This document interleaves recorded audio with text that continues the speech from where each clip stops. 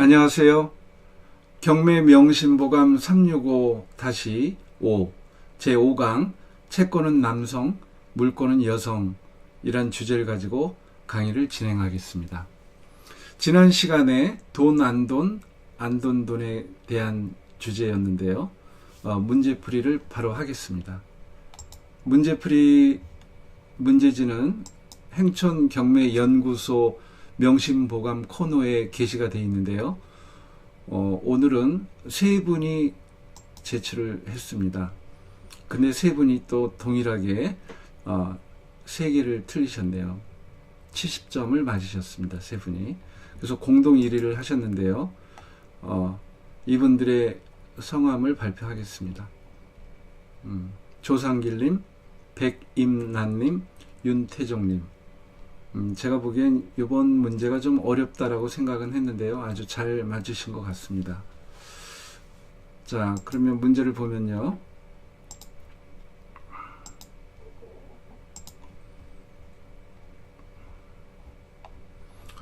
틀린 문장이 체크하십시오.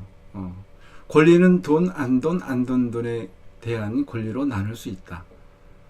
인간이 여성, 남성, 또 양성 이렇게 나눌 수 있듯이 권리도 마찬가지 이렇게 나눌 수 있다는 것입니다. 이건 맞는 질문이고요. 이익을 추구하는 것은 권리가 아니다. 권리는 이익을 가장 핵심으로 합니다. 권리는 이익을 추구하는 법적 힘이라고 했죠. 그래서 우리 경매와 관련해서 집행채권자가 경매 신청을 했는데 배당에서 1원도 받지 못하는 경우가 있을 수 있거든요. 그럴 가능성이 있다면 이거는 무익녀라 그래서 집행법원에서는 우선 매수 신고를 하든지 아니면은 취하를 하든지 이렇게 종용합니다. 그래서 만약에 묵묵부답이거나 뭐 그렇게 한다면은 직권으로 경매를 취소하게 되어 있습니다. 그러니까 뭐 이익을 추구 남을 가망이 없기 때문에 경매 자체를 소멸시킨다는 거죠. 이것은 틀린 질문입니다. 잘하셨고요. 가압류는 돈 권리다. 가압류는 권리는 아닙니다. 가압류는 부동산에서 이제 등기로서 표현이 되는데 돈 채권이 등기를 못하니까 집행의 일환으로서 가압류 등기를 해놓음으로써 배당권자도 될 수 있고 또 타인한테 수익권이 넘어가면은 먼저 가압류가 된 자는 나중에 판결문 받아서 강제경매도 할 수 있고 다양하게 이제 쓰이는 건데 이게 보존처분이라고 하죠. 권리는 아닙니다. 돈에 관한 채권 이걸 피보존채권이라고 하는데 그 피보존채권을 위해서 이렇게 묶어두는 거, 임시로 묶어두는 그런 역할을 하는 겁니다. 그래서 가압류 돈 권리다. 이것은 틀렸죠. 가압류하고 또 서로 비교가 되는 게 가처분이 있는데 가처분은 안돈 권리를 위해서 보존 처분하는 등기입니다. 그러니까 안돈 권리는 아닌데 안돈이라는 피보존 권리를 위해서 보존 처분으로서 하는 등기가 가처분입니다. 가압류는 돈 권리를 위해서 하는 보존 처분입니다. 그러니까 이것은 잘 체크를 해야 되겠죠. 권리가 아니다라는 거. 법정 물권은 법정지상권, 유치권 등이 있다. 법정이라는 것은 법률 규정에 의해서 발생하는 물권이라는 얘기입니다. 요게 건이라고 했는데 이건 좀 제가 좀 오타가 난 거네요. 권인데 이런 뒤에 이런 권인데 건으로 표시됐네요. 법정 물권은 법정 지상권, 그야말로 법률 규정에 의해서 발생하는 지상권이죠. 유치권도 약정이 아니고 민법 320조에서 발생하는 권리입니다. 물권이에요. 이것은 법정 물권입니다. 그래서 이것은 맞는 질문입니다. 법정 채권은 법률 규정에 의해서 발생하는 채권이라고 할 수 있습니다. 부당이득 반환 청구 채권 741조, 불법 행위로 인한 손해배상 청구권 750조, 민법 366조 이한 지료 청구권 366조. 이렇게 법률 규정에 의해서 발생하는 거예요. 당사자끼리 계약에 의해서 발생하는 게 아닙니다. 그래서 이것도 맞습니다. 안돈 돈의 권리로는 선순위 전세권, 임차권, 소비대차에 기한 소유권 이전 등기 청구권, 가등기, 유치권이 있다.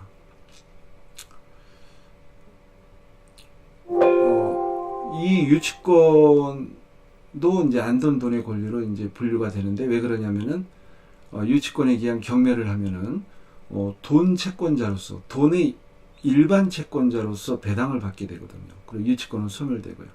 그래서 유치권이 경매 신청할 경우 돈의 권리가 있게 되는 거고요.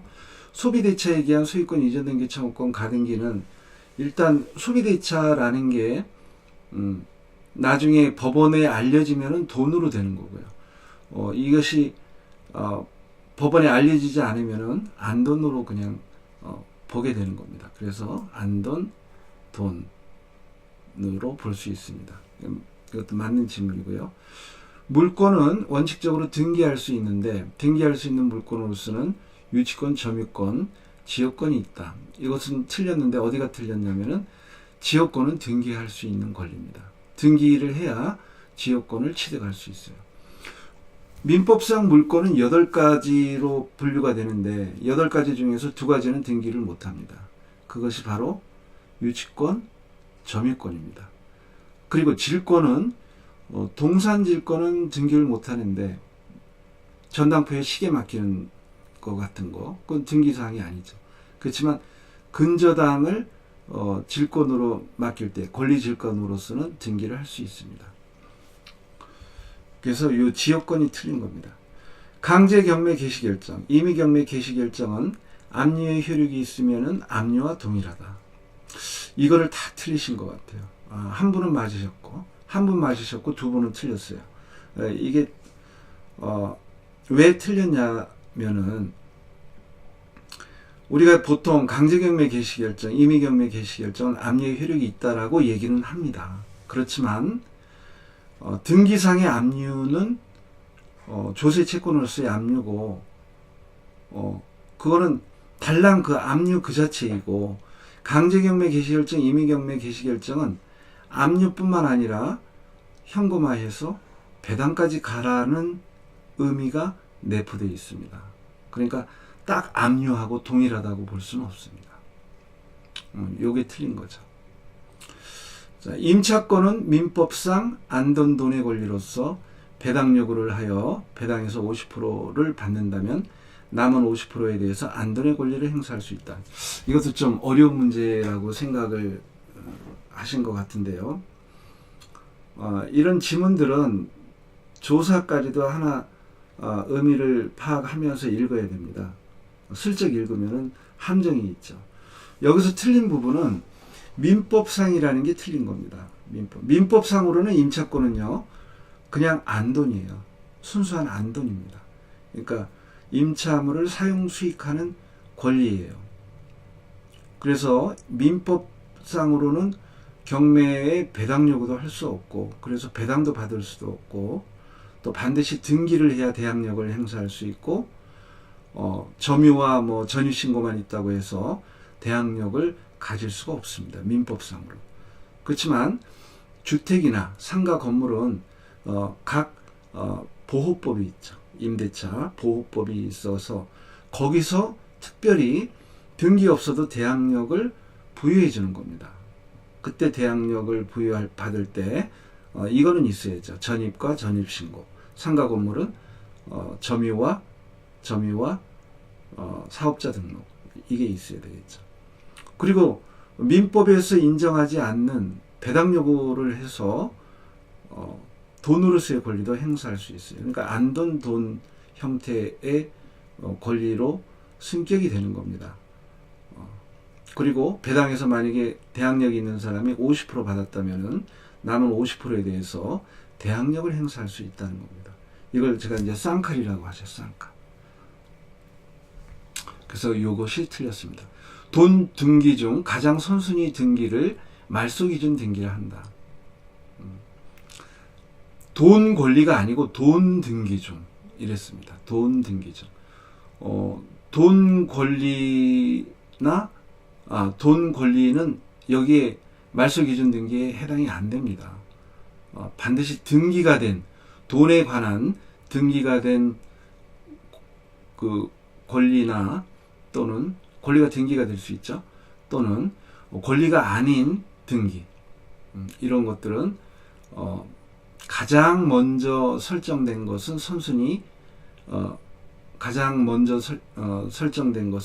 말소기준등기라고 합니다. 근데 이 말소기준등기는 법률상의 용어는 아니고 왜 그러면 이런 말을 만들어냈느냐? 이것은 분속도구입니다. 그러니까 임차권이 뭐 대항력이 있느냐 없느냐, 또 유치권이 뭐 성립되느냐 안 되느냐, 법정재산권이 발생되느냐 안 되느냐, 선순위 가등기가 인수되느냐 소멸되느냐, 선순위 가처분이 인수되느냐 소멸되느냐, 이런 문제를 분석하는 데 반드시 필요한 그런 분석 도구입니다. 그러니까 그게 중요하죠. 근데 권리가 아니고 등기라는 거에 유의를 하십시오. 자, 이렇게 10문제를 풀어봤습니다. 문제가 조금 어려울 수도 있는데 잘 하셨습니다. 자, 그 다음으로 넘어가면요. 오늘은 제5강 채권은 남성, 물권은 여성. 제가 이 사람하고 이렇게 많이 비교를 하는데요. 채권과 물권은 이제 속성이 다르다는 취지로 말씀을 드리는 겁니다. 채권은 남성적인 권리고 물권은 여성적인 권리다. 이것을 한번 살펴보겠습니다. 자, 명신보감 365 제5강. 자, 요 문장입니다. 요 문장. 요 문장을 이제 우리가 가슴에 새기면 좋겠죠. 채권과 물권의 성질을 명확하게 파악을 한다면은 여러 가지 법률 사항을 이해하는 데 도움이 됩니다. 우리 경매에서 권리 분석하는데 무척 도움이 되는 거죠. 채권이 남성이다. 요 가로 열고 제가 요걸 썼는데 부단히 요구하는 겁니다. 남성이 많이 뭐 요구를 하죠. 물권은 여성이다. 여성은 뭐 이제 귀찮게 하는 거 이런 거를 이제 싫어하죠. 뭐 가요도 그런 거 있잖아요. 남자는 여자를 귀찮게 하네. 그런 거에서 제가 착안해 갖고 이렇게 만들어 봤는데, 그러니까 채권은 막 이렇게 받아야 돼요. 받지 못하면은 만족하지 못하면은 불만이 있는 겁니다. 그걸 이제 채권 침해라고 그래요. 물권은 이미 만족한 상태입니다. 만족한 상태에서 누가 방해만 안 하면 되는 거예요. 그러니까 완전히 성질이 다른 겁니다. 채권은 이행을 부단히 요구하기 때문에 다이나믹해요. 동적이란 말이에요. 동적. 근데 물권은 그 자체로 완성되어 있는 상태이기 때문에 정적입니다. 이행에 문제가 없어요. 뭐 달라고 하는 게 없습니다. 방해만 안 하면 되는 거예요. 이런 관점에서 살펴보면 되겠습니다. 자, 채권하고 물권이 리갈 마인드 스펙트럼 상에 어떤 위치에 있고 어떻게 권리가 발생이 되고 또 어떻게 권리가 침해가 되고 그 침해된 권리가 어떤 형식으로 구제를 받는가, 이것이 리갈 마인드라고 그랬죠. 그래서 채권과 물권의 리갈 마인드 스펙트럼 상의 위치를 한번 따져보겠습니다. 자, 리갈 마인드 스펙트럼. 이건 권리 분석을 할 때 거의 빠짐없이 이것을 제시하고 계속 우리가 연습을 할 겁니다. 그러면은 나중에는 저절로 이 전체를 다 이해하고 머릿속에 자리매김할 것입니다. 자, 우리는 지금 채권하고 물권을 권리라고 이제 했는데, 사실 권리는 채권 물권뿐만 아니라 뭐 가족법상의 권리, 뭐 또 회사법상의 뭐 권리, 단체법상의 사원권, 뭐 이런 것들이 있는데, 요 채권 물권은 재산권이라고 해요. 그리고 경매에서 직접 관련되는 거는 채권하고 물권입니다. 뭐 가족법상의 권리, 뭐 사원권, 뭐 이런 거는 큰 의미는 없습니다. 그래서 여기에 집중해서 보는데 이 권리가 발생을 하려면은 뭐 하늘에서 뚝 떨어지는 게 아니라 어떤 원인이 있습니다. 권리의 발생 원인은 크게 두 가지로 나눠집니다. 두 가지. 이 법률 행위라는 것은 당사자 간의 계약이나 이거 단독 행위도 뭐 조금은 있는데 이거는 좀 무시하고요. 거의 95%가 계약에 의해서 법률 행위로서 권리가 발생이 되는 거예요. 그러니까 계약에 의해서 채권이 발생시킬 수 있고 물권을 발생시킬 수 있습니다.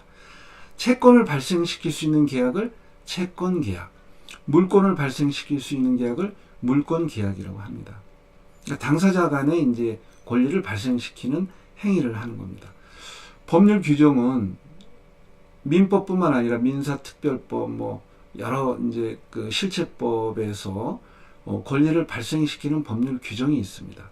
그 규정에 의해서 그 규정의 요건 사실에 충족이 되면은 권리가 발생이 되는 거예요. 그래서 이 두 가지는 매우 이제 중요한데,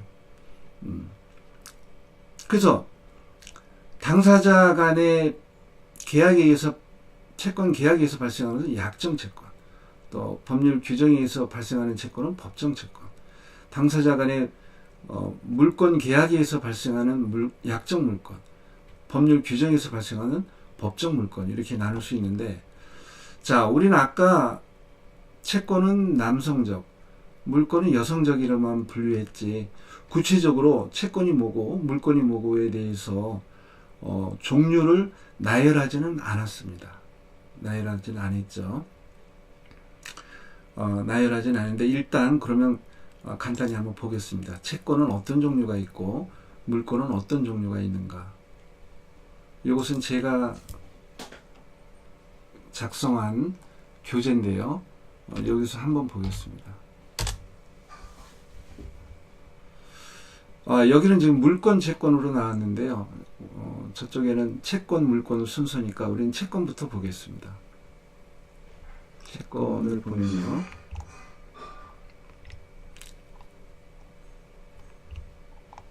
일단 채권 계약에 의해서 채권 취득하는 게 있죠. 당사자 법률 행위로 인해서.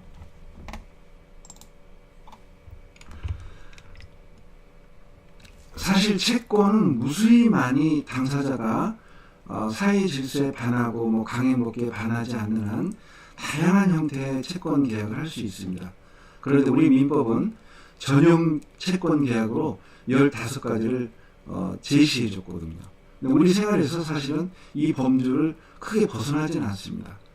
그런데 15가지 중에서 우리 경매에서 필요한 것이 15가지가 아니에요. 몇 가지밖에 안 됩니다. 그래서 일단 필요한 것만 좀 중점적으로 보고 그렇지 않은 것은 그냥 스킵해가지고 보겠습니다.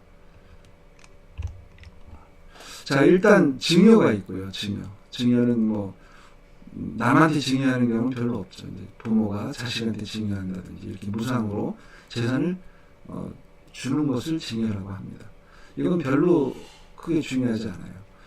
매매는 중요합니다. 매매는 우리가 부동산 그 중개업소를 통해서 사적 거래로서 매매를 많이 하죠.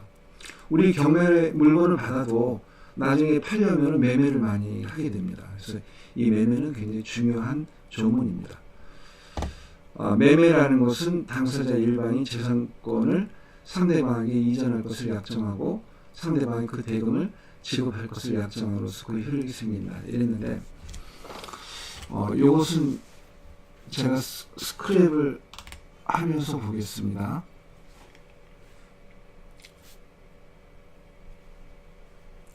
자, 이 매매는 이제 중요한데 매도인과 매수인 사이에 매매 계약, 채권 계약을 하면은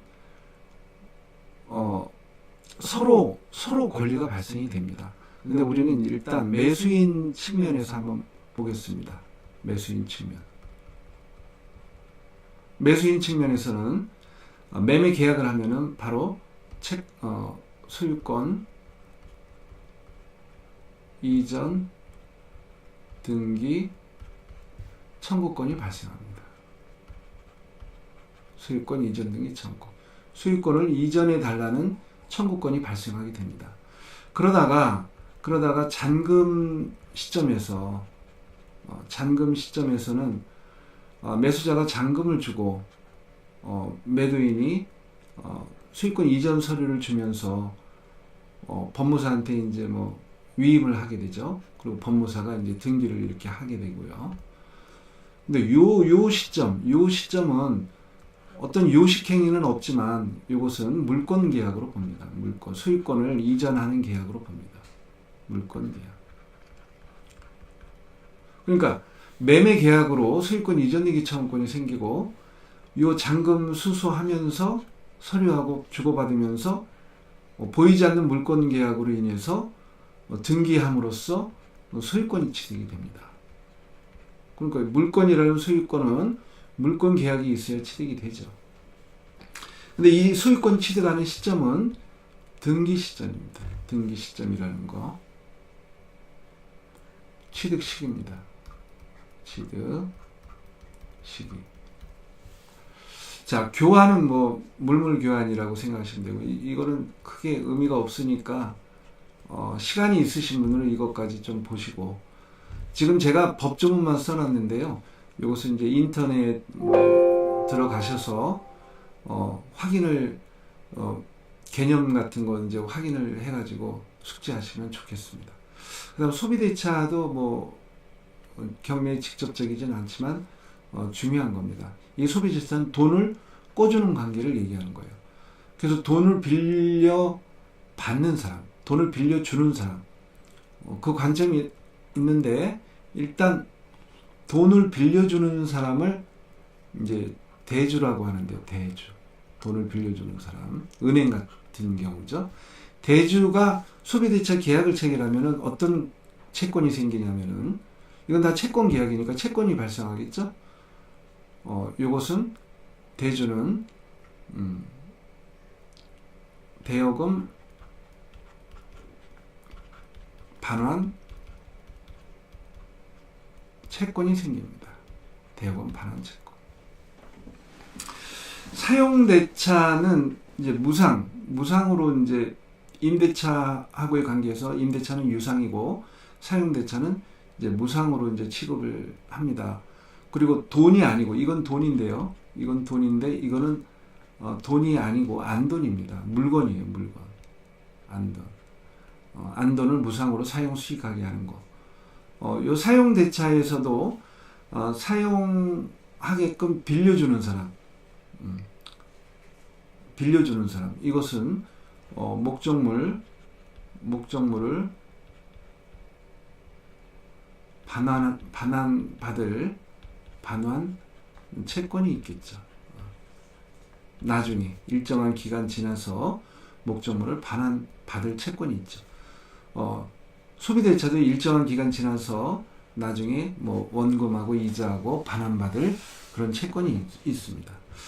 임대차 무척 중요합니다. 임대차는 경매에서 인수될 수도 있기 때문에 임대차는 매우 중요해요. 임대차 같은 경우는 일단 차임, 무상이 아니고 유상입니다. 유상이고 이것도 목적물입니다. 목적물 반환 채권이 있습니다. 목적물 반환 채권. 그리고 임차인, 이거는 임대인 관점에서고요. 임대인, 나중에 임대차가 종료가 되면은 목적물을 달라는 거고, 임차인 관점에서 보면은 목적물을 사용 수익해달라는, 부단히 목적물을 사용 수익해달라는 사용 수익 채권이 생깁니다. 임대인에 대해서. 이게 이제 본질적인 겁니다. 이제 민법에서 이게 본질적인. 그다음 뭐 고용, 도급 이런 게 있고요. 또 넘어가 볼까요? 넘어가겠습니다. 그 여행 계약, 뭐 이것도 뭐 크게 우리 경매하고는 관계가 없으니까 일단 이건 제껴두고요. 현상 광고. 현상 광고는 제가 명심보감 그 문제풀이에서 다수가 제출한 그 문제에 채점을 해서 총점을 내서 1등 하신 분한테 소정의 금원을 지급하기로 현상광고 계약을 청약을 했죠. 계약을 위해서. 그리고 문제를 제출하면 승낙에 의해서 계약이 체결이 되는 겁니다. 뭐 근데 경매하고는 관계가 없습니다. 위임은 뭐 이제 대리인이 이제 위임 받아가지고 뭐 본인을 위해서 하는 거, 이것도 그냥 지나가고, 임치, 조합, 종신정기금, 화해 15가지가 있습니다. 이거는 이제 약정에 의한 거예요. 약정 채권을 전형적으로 이렇게 했는데, 그럼 왜 법률 규정이 있느냐?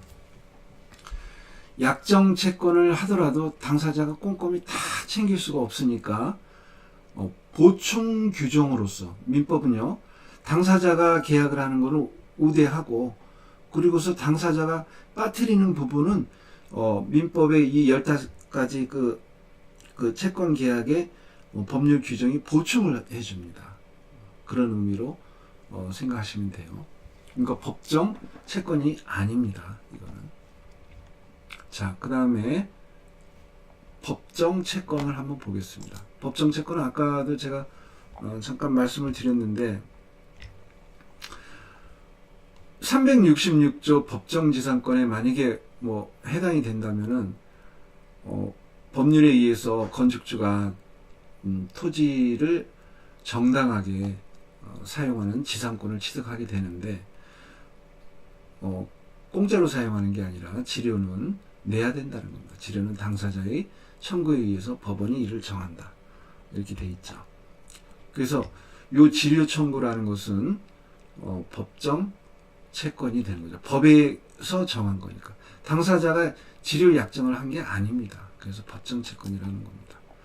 그 다음 뭐 사무관리로 인한 비용상환 청구 채권, 사무관리는 그냥 제끼면 됩니다.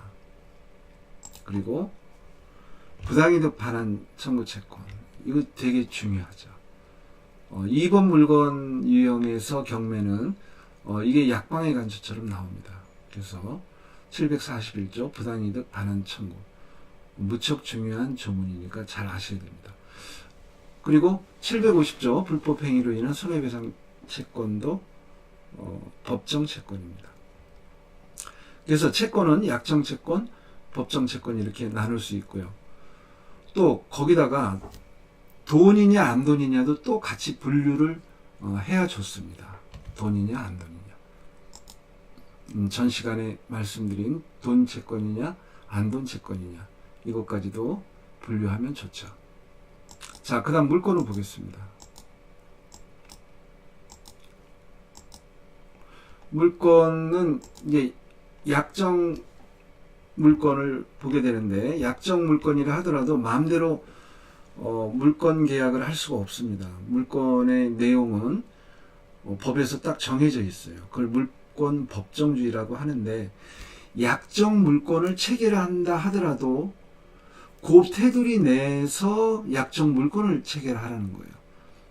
사람과 사람 사이에서 노예 계약을 한다든지 뭐 이거는 인정을 안 하는 거죠. 그러니까 우리 민법에서 8가지 물건이 있는데, 그 물건에 한해서 당사자끼리 약정 물건을 체결하라라는 뜻입니다. 그 8가지를 한번 보게 되면요. 일단 자, 물건의 대표적인 거, 물건의 대표적인 게 이게 왜 안 올라가는지 모르겠네요.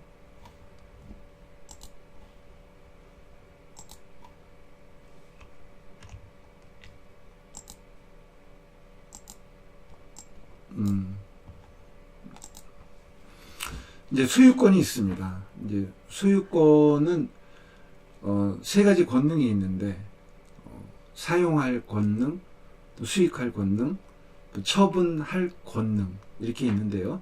이 소유권이 발생하는 원인은 무척 다양합니다.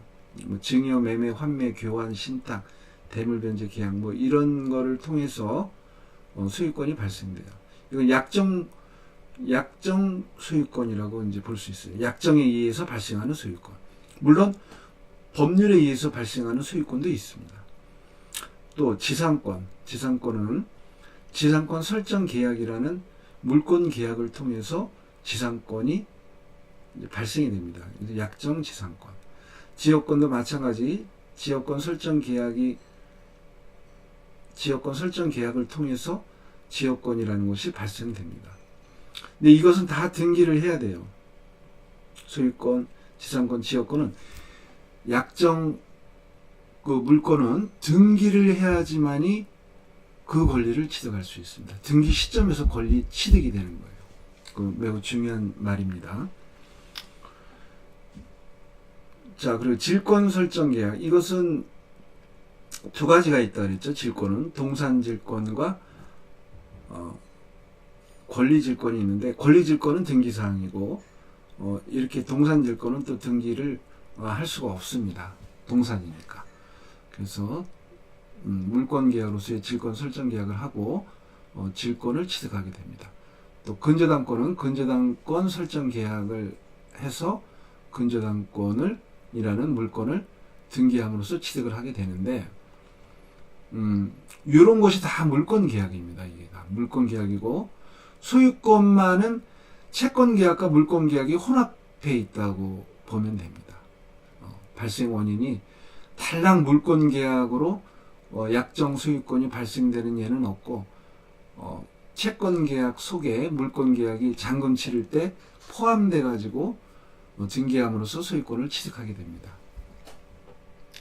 요 밑에 보면요, 계약에 의한 부동산 물권 취득은 등기하여야만 물권을 취득한다, 이렇게 돼 있죠. 이게 민법 186조에 규정에 있는 겁니다. 186조 아래에.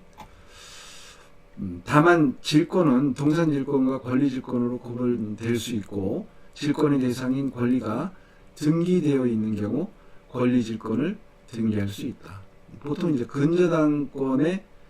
근저당권자가 돈을 융통하기 위해서 질권을 잡히고 돈을 빌리는 그런 형태를 얘기합니다. 이것이 약정질권입니다. 당사자 간에 물권 계약이라는 게 있고, 그걸로 인해서 물권이 발생하는 것이죠. 자, 법률 규정에 의한 부동산 물권 취득. 아까 민법상 물권은 8가지라 그랬는데 지금 6가지만 나왔죠. 2가지는 약정이 아니고 법률 규정에 의한 법정 물권이라서 이쪽으로 분류를 해놨습니다. 그 대표적인 게 점유권입니다. 이 점유권도 우리 경매에서 굉장히 중요한 권리입니다. 점유권은 언제 어떻게 취득이 되는가?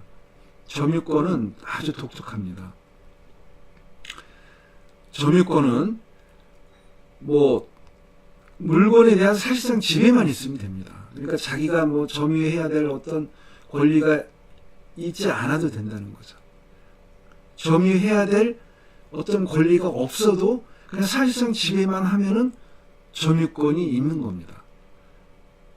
그러니까 극단적으로 얘기하면은 몰래 평온하게 몰래 물건을 훔쳐간 도둑도 그 물건에 대해서 점유권이 있는 겁니다. 점유권이 있으니까 그 점유권 때문에 막 뺏지를 못하는 겁니다.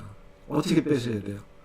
소유권자가 소유권에 기해서 청구권을 행사해서 법원에 일련의 소송을 통해서 또 국가의 조력을 받아서 그걸 인도받아야 됩니다. 굉장히 번거롭죠. 그렇지만 사회 질서를 위해서는 그래야 된다는 겁니다. 그래서 점유권 무척 중요하고요. 이건 법정 물권입니다. 등기를 할 수가 없어요. 그리고 계약에 의해서 발생하는 게 아닙니다. 그냥 물건을 사실상 지배하면 됩니다. 또 예를 들면 우리가 4번 물건 유형 아파트 이것을 경매를 받았다. 경매를 받았는데 임차인이 임차인이 임차권이 인수가 안 되고 목적물을 경락받은 매수한 사람한테 넘겨줘야 된다.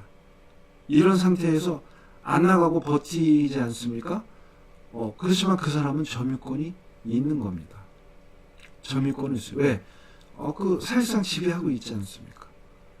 그래서 우리가 마구잡이로 나가라고 완력을 사용해서 내보낼 수가 없고, 다만 우리는 소유권에 의해서 그 점유한 자를 내보낼 수 있는 겁니다. 소유권에 의한 청구권을 행사해서 국가의 조력을 받아서. 자, 그 다음 보면요, 법정지상권. 이 법정지상권도 경매 분석에서 매우 중요한 권리입니다.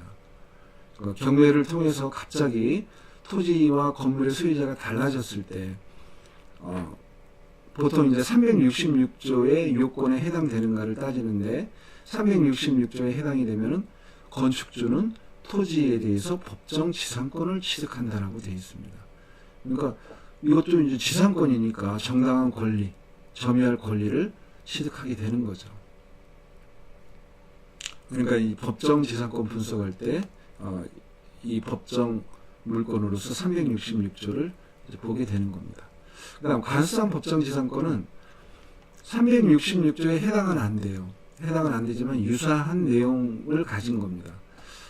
366조의 키워드는 저당물입니다. 저당물. 저당물이라는 것은 근저당 설정한 물건을 얘기하는 거죠. 근데 근저당 설정하지 않은 물건에서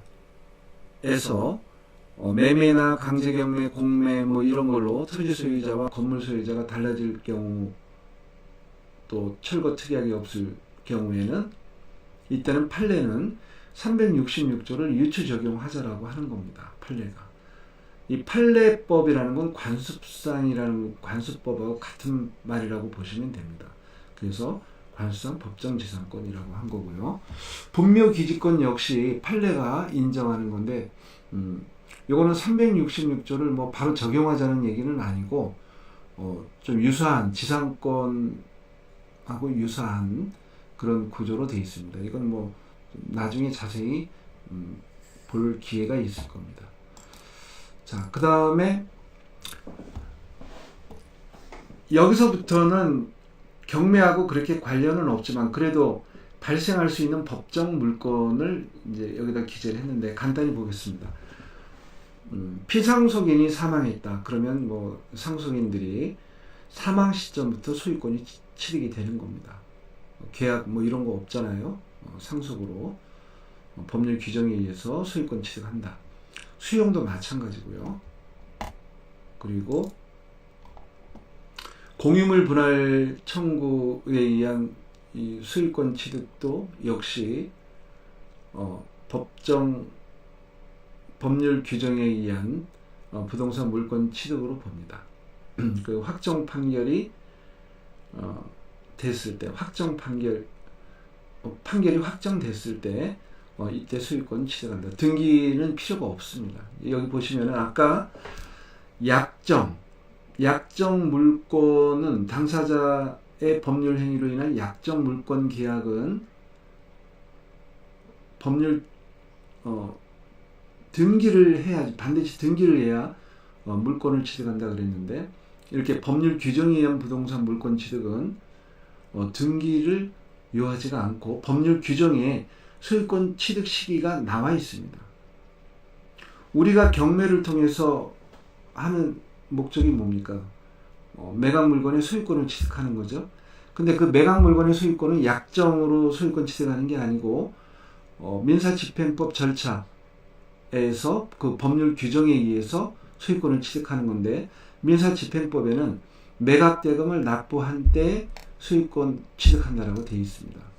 그래서 경매로 소유권을 취득하는 것은 법정 물권, 법정 소유권이고, 그리고 등기 없이 매각대금 납부할 때 소유권을 취득하게 되는 겁니다. 자, 이렇게 물권, 채권, 물권, 채권은 약정 채권, 법정 채권, 물권은 약정 물권, 법정 물권, 이렇게 네 가지로 나눌 수 있다는 거. 그리고 이제 차차 이제 좀 세밀하게 탐구해 나가시면 됩니다. 그러면 이렇게 물권 채권이 어떻게 발생이 되고, 발생 원인이 무엇이고, 그 물건이 어떤 성질을 가진가는 이제 아까 제가 말씀을 드렸듯이 채권이 발생하면은 상대방한테 부단히 달라고 요구하는 거예요. 이행의 문제가 있다는 거죠. 이행의 문제가 있다. 그리고 물건은 그냥 이미 완성이 됐기 때문에 누가 방해만 안 하면은 그냥 만족스럽게 권리를 행사하는 겁니다. 자, 그래서 이런 채권이나 물건이 침해가 된다면 어떻게 구제를 받을 것인가? 이런 문제가 리갈 마인드 스펙트럼입니다. 근데 채권의 침해 형태하고 물건의 침해 형태가 좀 다르죠. 그래서 채권은 남성, 물건은 여성이라는 걸 생각하시면은 아주 이제 이해하기가 편하실 겁니다. 권리 침해 형태를 보면은 채권은 부단히 달라고 하는데 상대방이 안 주면 채무 불이행 상태에 있으면은 채권이 침해가 되는 겁니다. 물건은 그냥 그 자체로 만족스러운데 누가 건드리고 방해를 하니까 그 자체가 물건의 침해가 되는 거예요. 예를 들어서 내 땅에 몰래 누가 건물을 짓는다. 승낙 없이. 그러면 내 토지 소유권에 대해서 방해가 되는 거죠. 내 토지 소유권이 침해가 되는 겁니다. 내가 1억 대여금 채권이 있는데 상대방이 기간이 지나도 연락도 없고 주지도 않고 소식도 없어요. 그러면은 달라고 하는데 상대방이 안 주니까, 그러니까 채권의 침해가 되는 겁니다. 이렇게 권리가 침해가 되면은 이제 청구권이라는 게 발생이 되는 겁니다. 청구권이 발생이 돼요. 이걸 한번 스크린을 좀 해보겠습니다.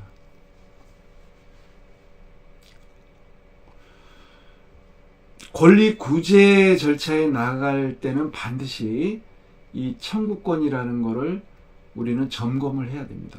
눈 감고서 막 무조건 권리 구제 절차에 나갈 수가 없어요.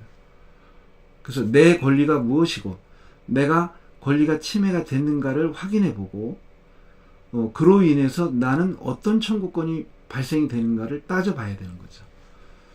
그래서 채권이 침해가 됐다 그러면은 채권적 청구권이 발생이 되는데, 채권적 청구권은 요거는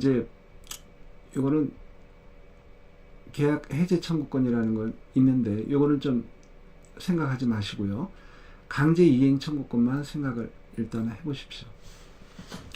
강제 이행 청구권이라는 것은 내가 달라고 부단히 했는데 상대방 안 주니까 강제로 그냥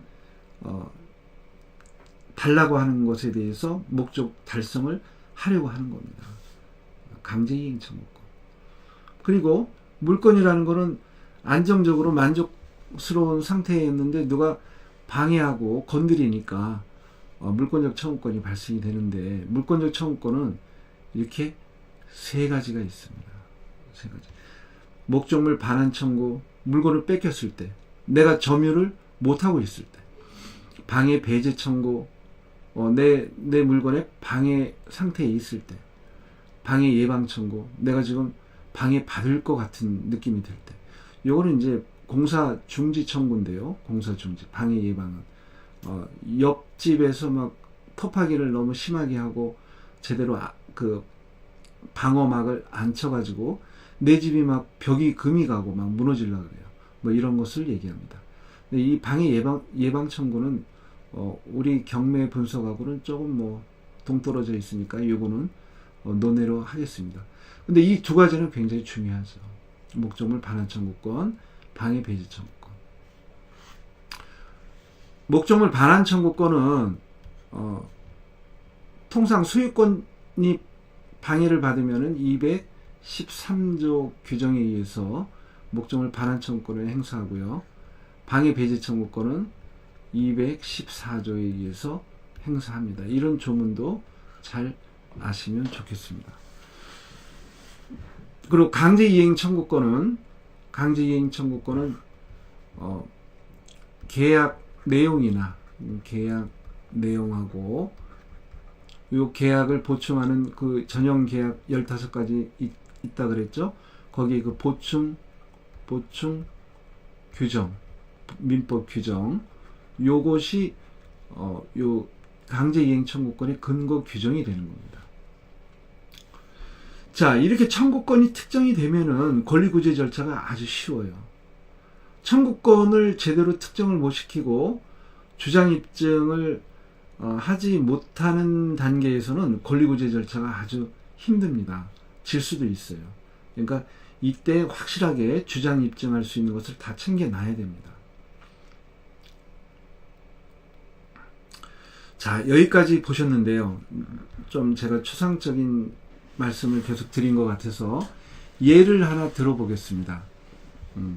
예를 들어보는데 A하고 B가 있는데 이렇게 보죠.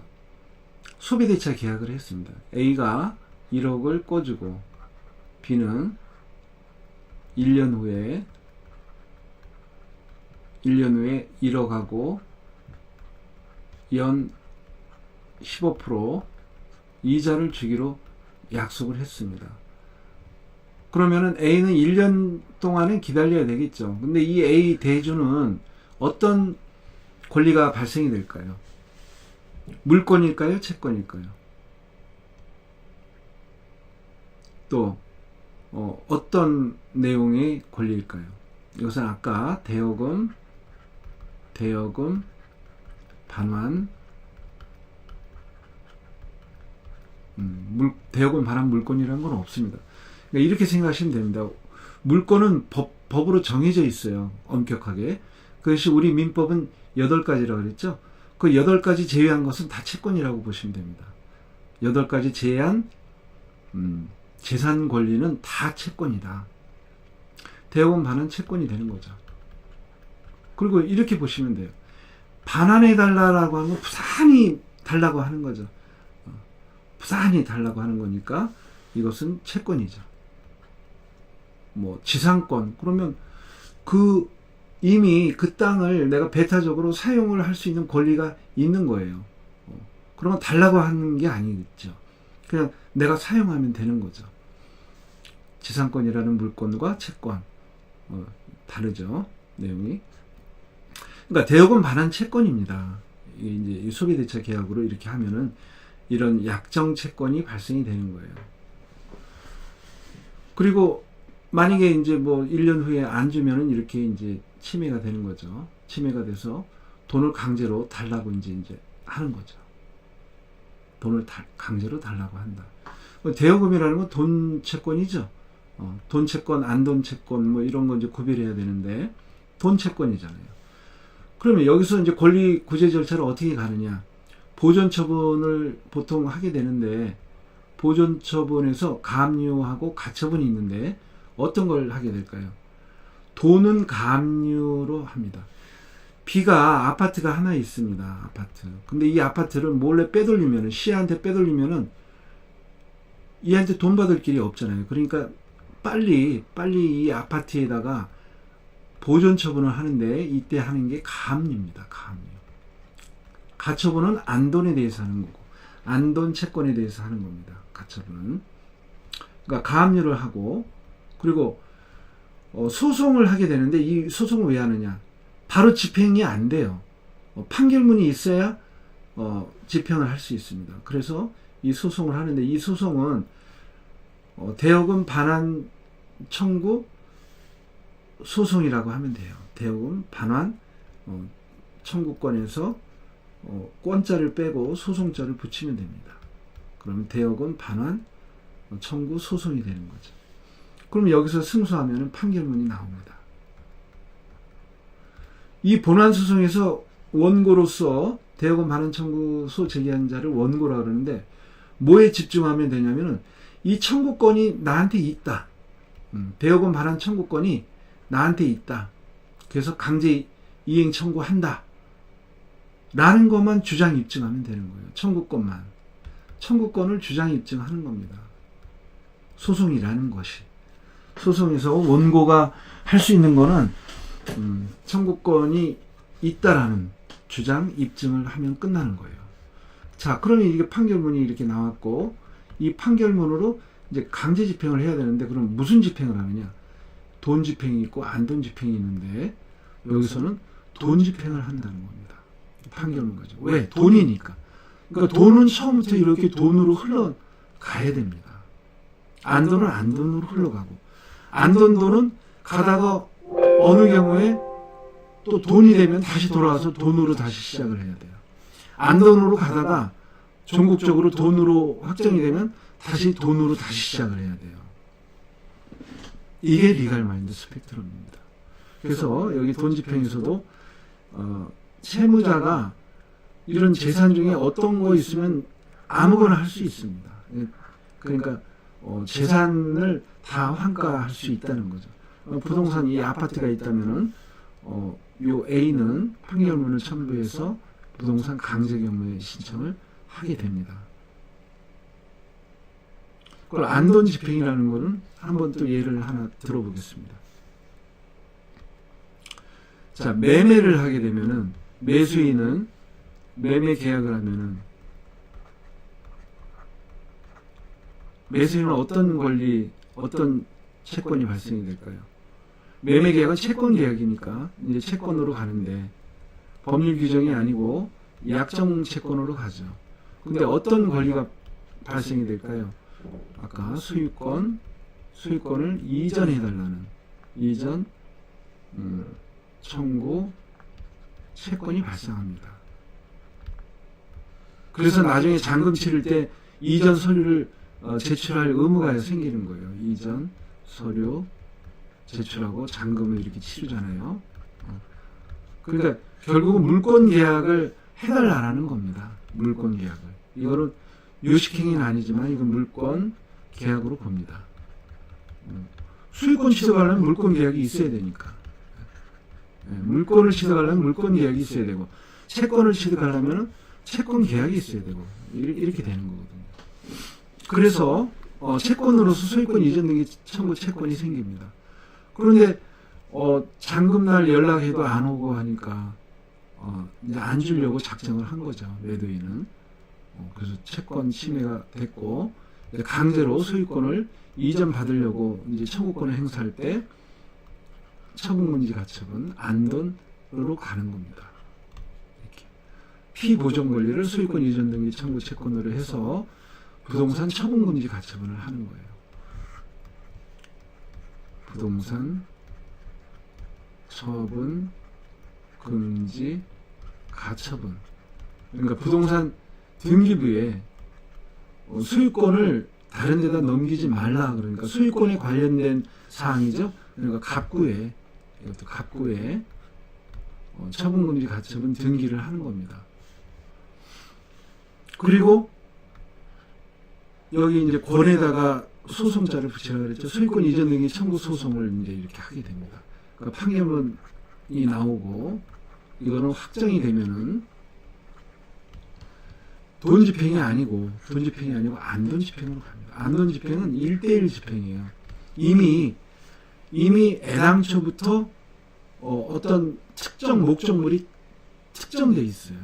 그러니까 뭐 부동산이나 유치등록증 채권 뭐 이런 왔다 갔다 하는 게 아니라 바로 매매 계약 당시의 매매 목적물을 강제로 집행하는데, 여기서는 이제 이 등기 관련해서는 그냥 등기소에 단독 신청하는 겁니다. 단독. 그래서 이거를 집행이 아니다라고 보고 있거든요. 이거는 어쩌면 광의 집행이라고 볼 때 판결문 가지고 등기소에 단독 신청한다, 이렇게 볼 수 있습니다.